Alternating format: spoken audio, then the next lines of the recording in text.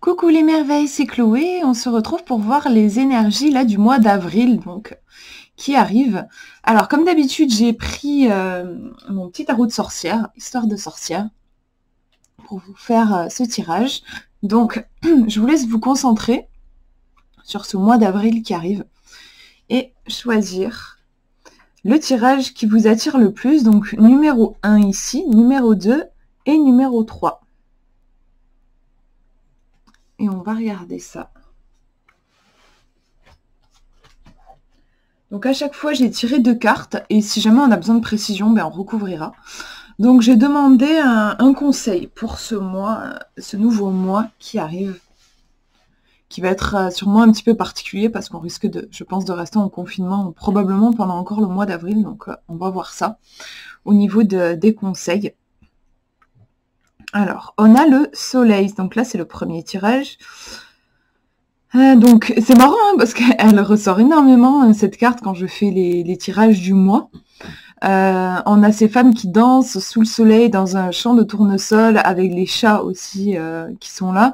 On a vraiment un aspect convivialité, ici la carte du soleil qui est vraiment retranscrite aussi je trouve dans sa dimension co-création, l'idée de co-création, d'être en lien avec les autres, et ce côté bien sûr rayonnement, joie, joie de vivre en fait. Donc ici le conseil, j'ai envie de dire, ouvrez-vous à la vie. Après bon, avec le confinement, c'est vrai que c'est pas évident, on peut plus rencontrer de gens, mais ça peut être tout simplement dans la connexion du cœur avec les autres et continuer voilà d'envoyer de l'amour à ceux qu'on aime. Ça peut être ça aussi. Et du coup, là, vu le contexte actuel, je pense qu'il faut plus se recentrer sur la signification de base du soleil, qui est vraiment en fait l'idée de rayonner, de se connecter à ce qui vous fait plaisir, à votre joie de vivre en fait, vraiment. Le soleil, allez, je vous lis le livre. Alors, désolée, je me suis perdue, je voulais faire le point avec la caméra et je me suis trompée de bouton. Alors... Donc c'est le 19.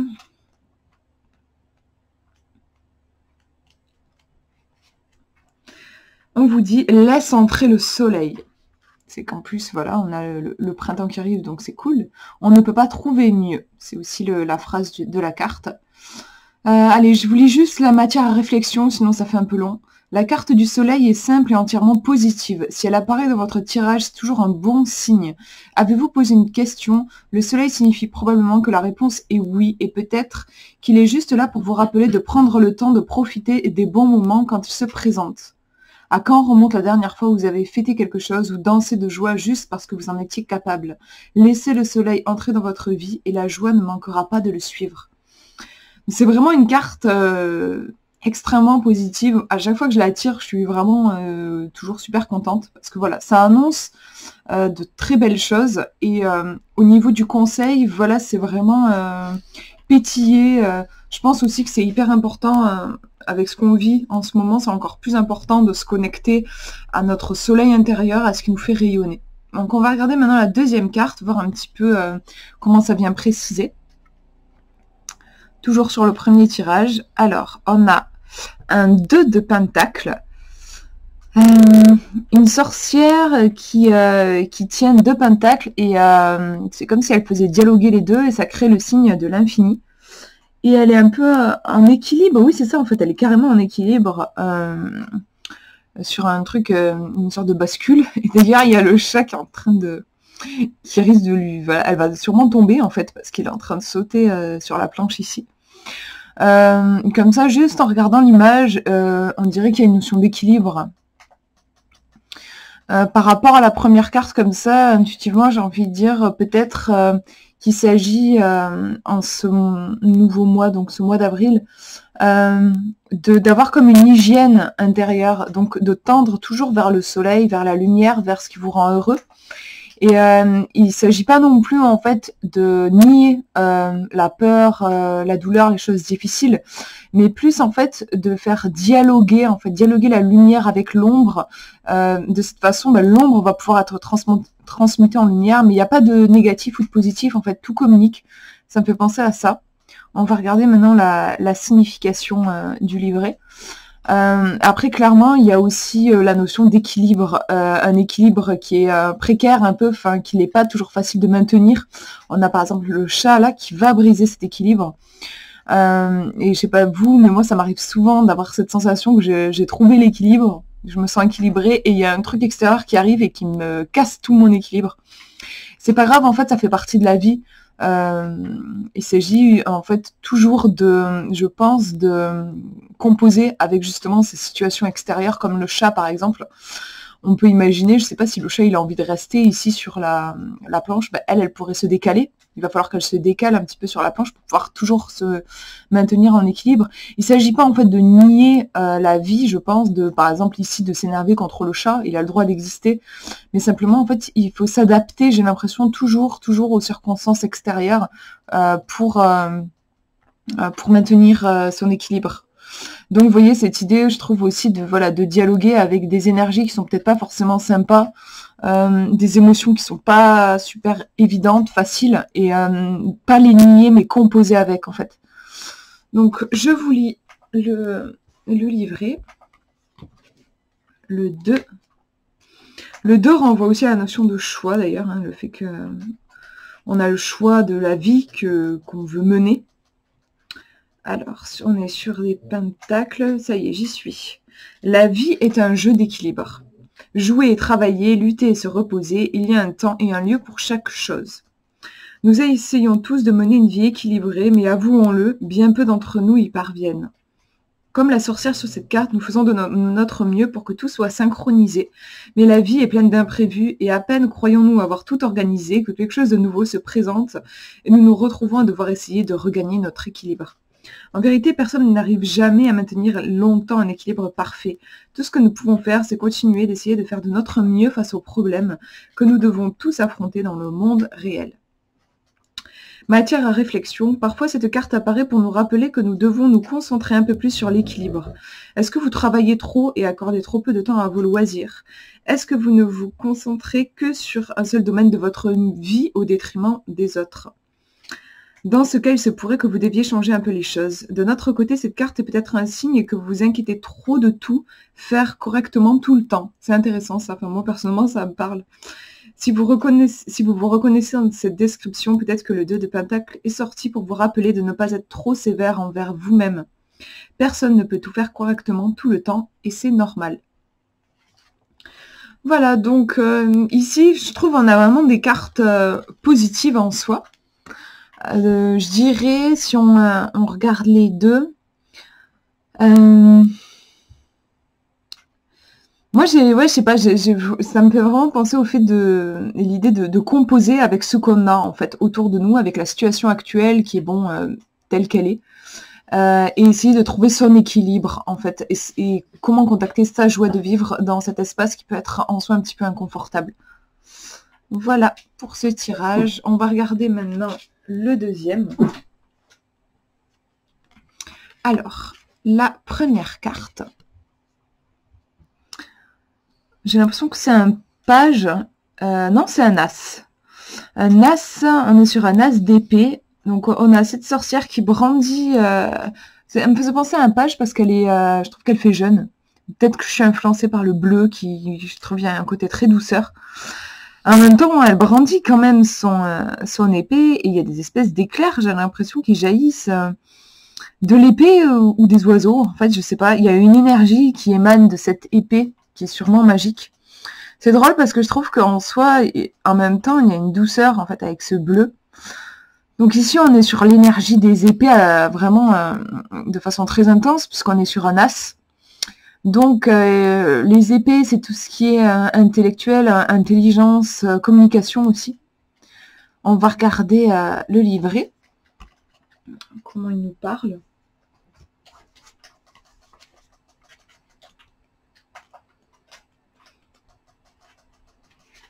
Alors, on nous dit nouveau commencement, nouvelles idées, nouvelle lucidité, tout est bien. Donc c'est chouette. Les as sont toujours positifs. Les as représentent souvent une opportunité inhabituelle, l'un de ces moments qui entrent dans notre vie comme un cadeau, souvent inattendu, toujours fugace. L'as d'épée en particulier suggère qu'il est temps de regarder la vie d'une manière toute nouvelle, ou de suivre une nouvelle idée qui va changer radicalement les choses. Ne laissez pas passer ce moment sans tirer profit de ce que l'univers vous offre. Ouvrez votre esprit et laissez entrer la lumière. Matière à réflexion, parfois une idée vous frappe subitement. Un nouveau plan d'action quand vous pensiez être coincé, une nouvelle façon de voir une vieille situation. L'As d'épée vous rappelle d'être ouvert à de telles choses. Est-ce que quelqu'un vous a récemment fait une suggestion que vous avez commencé par rejeter? Essayez d'y penser à nouveau. Est-ce que vous éprouvez un changement soudain d'attitude? Suivez-le. Il se peut que cet éclair soit le reflet de la lumière sur la lame de l'épée de la vérité. Donc ici, on a vraiment un côté nouveauté, comme faire entrer de l'air frais dans votre vie, vous réinventer. En fait, je trouve aussi que c'est une période en ce moment qui est propice à ça. Suivre de nouvelles idées, tenter de nouvelles habitudes aussi. On va regarder la deuxième carte pour voir comment ça précise ce tirage. Alors, on a une sorcière qui est dans une boutique, peut-être sa boutique préférée, et il y a plein de coupes, et plein de choses qui sortent de ces coupes différentes, et elle a l'air un petit peu, la sorcière, elle a un peu perplexe, un peu perdue, il y a beaucoup de choses qui sont là. Et on est sur le set de coupes. On va regarder le livret, mais j'ai l'impression qu'ici, il y a une certaine confusion, mais ça vient pas d'un truc négatif. Je veux dire, la scène en soi est paisible dans un magasin. Voilà, elle va faire ses courses, il y a quelque chose il y a une abondance qui est présente, et en même temps c'est intéressant, c'est comme s'il y avait limite une trop grande abondance, une trop grande liberté, et la sorcière est confuse et un petit peu perdue. C'est intéressant, je trouve, par rapport à la première carte où on avait cette idée justement de nouveauté. Et la nouveauté, c'est très bien, mais en même temps, c'est vrai que ça peut être déstabilisant et parfois aussi avoir plein de nouvelles idées. On ne sait pas par où commencer, on ne sait pas trop quoi choisir. Donc, je dirais que ce mois d'avril, on va regarder la signification du livret. Mais c'est possible que peut-être vous puissiez vous sentir un petit peu perdu dans le sens où vous ne sachiez pas trop sur quel pied danser, en fait, que choisir. On va regarder le set de coupe pour voir s'il peut y avoir aussi un conseil dans le livre.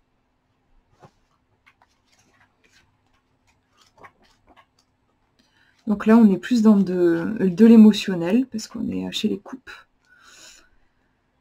Alors, la carte nous dit celle-ci, non, attendez, celle-là, non, argue, elle n'arrive pas à se décider. On vous dit quelquefois, il faut juste prendre une décision, un mauvais choix vaut mieux que pas de choix du tout.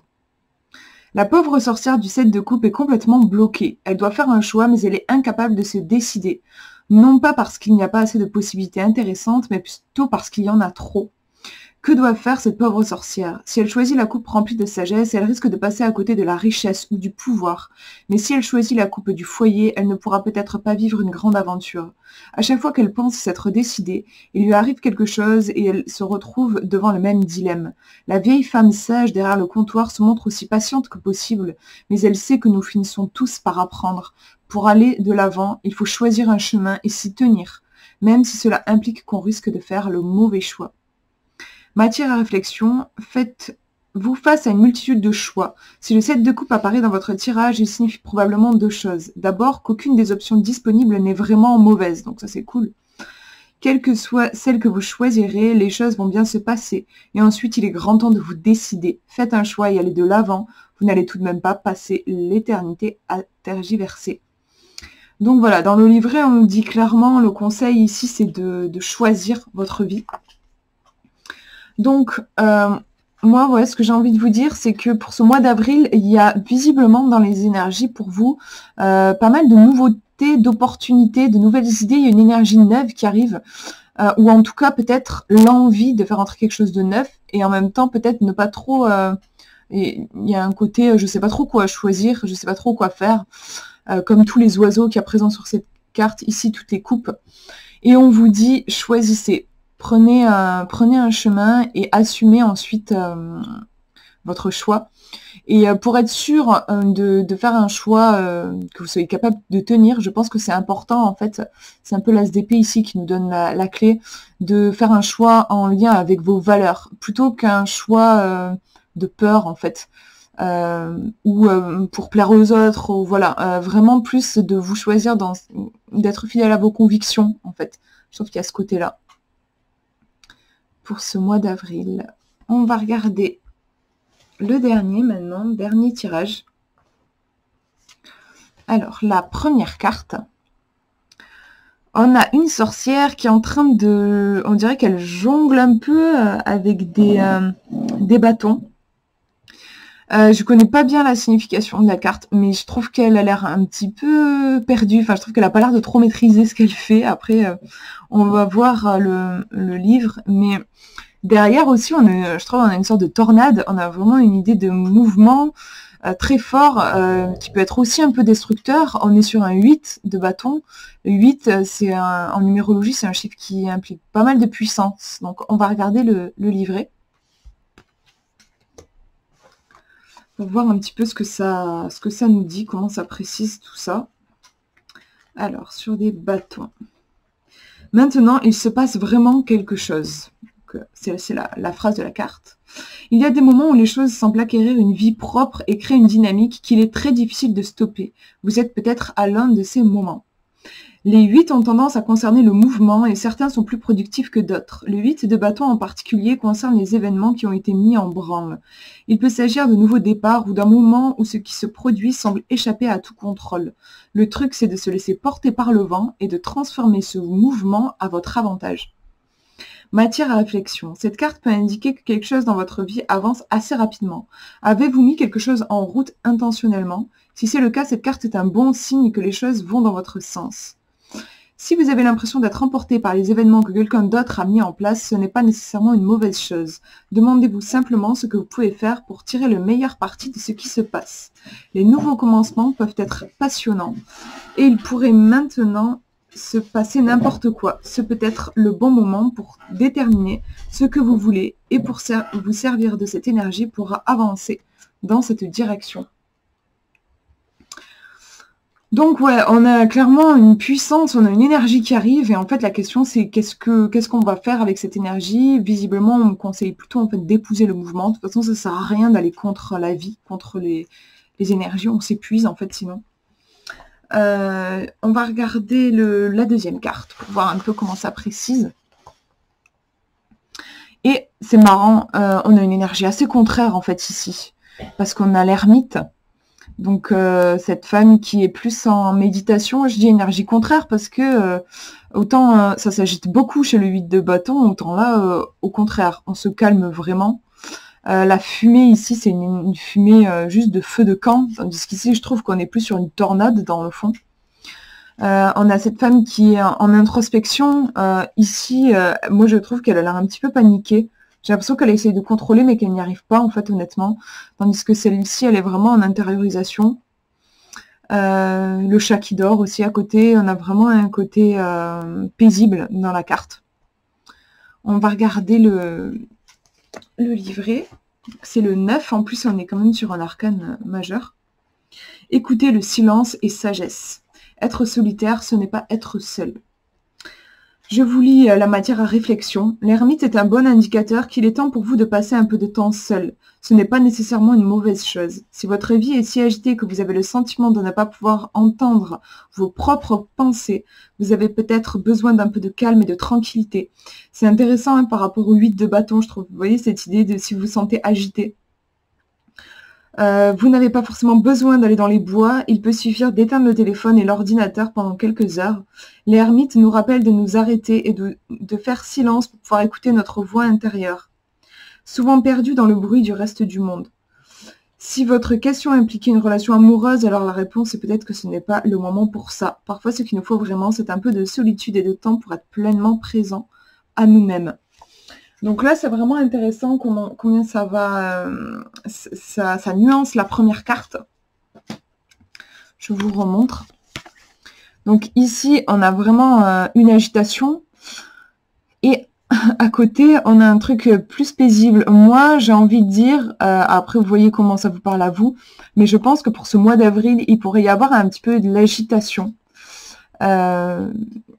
Ouais, un truc qui grouille, peut-être des pensées ou des inquiétudes ou je sais pas, ou même des interactions avec certaines personnes. En tout cas, il y a quelque chose de comme une tempête en fait. Et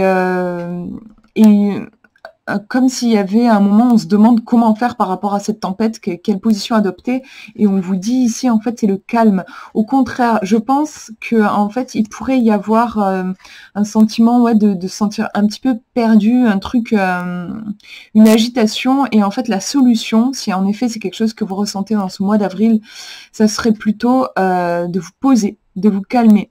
Comme je vous disais, de toute façon, ça sert à rien de lutter face à une tornade. De toute manière, on ne gagnera pas. Donc en fait, c'est plutôt de ici de se poser, d'être dans l'introspection, la sagesse. Évitez peut-être de prendre, si vous, à un moment vous avez un événement qui arrive, qui vous bouge émotionnellement, ou voilà, enfin qui vous chamboule, et évitez de vous lancer sans trop réfléchir en prenant une décision, et prenez un temps plutôt d'introspection pour vraiment laisser les choses se déposer en vous. Ici, en fait, on a vraiment deux énergies contraires. On a une agitation et à côté, on a une introspection. C'est comme si on avait un personnage ici qui est très jeune et qui se laisse un petit peu emporter par le mouvement de la vie, un peu dans tous les sens. Ici, on aura une personne un peu plus sage, en fait, plus avancée dans la vie, qui sait l'importance de se recentrer, de faire les choses à partir de soi, plutôt que par rapport à un extérieur qui va nous chambouler et nous emporter dans tous les sens à tout moment. Je sais pas si vous voyez ce que je veux dire. Moi, ça me parle vraiment dans ce sens-là. Donc, en résumé, un retour vers soi, en fait, face à l'agitation. Donc voilà pour ce tirage pour le mois d'avril. J'espère que ça vous aura parlé. N'hésitez pas à me dire en commentaire. Et du coup, bah voilà, je vous souhaite un très beau mois d'avril et prenez bien soin de vous.